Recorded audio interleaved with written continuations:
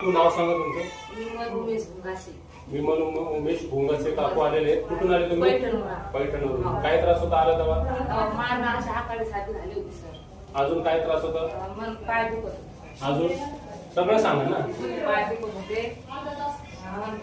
कंबर दुखत होती सर. कंबर कशामुळे दुखत होती? ऑपरेशन झाले. किती महिने झाले ऑपरेशन? 7 महिने. काय टाकलं ऑपरेशन? कशाचं काय केलं ऑपरेशन? स्क्रू टाकले होतं काय? स्क्रू टाकले. बरं वाटायला पाहिजे होतं. नाही सर, बरंच नाही. किती टक्के बरं वाटलं मग ऑपरेशन झाल्यानंतर? त्यांना काहीच बरं वाटलं नाही असं ते स्वतःहून सांगतात. आपल्याकडे उंबासे काकू मुंगासे पैठणवरून आलेले. ते पहिल्यांदा आले ते.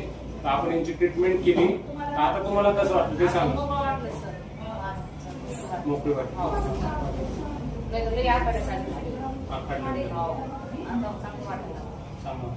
तुम्ही काय सांगता आपल्या दवाखान्याबद्दल, आरोग्य हॉस्पिटलबद्दल? एकदम भारी दवाखाना आहे. तर साधनी यायला पाहिजे. मान दुखते, कंबर दुखते, त्याला मनकाचे त्रास आहे, त्यांनी यायला पाहिजे.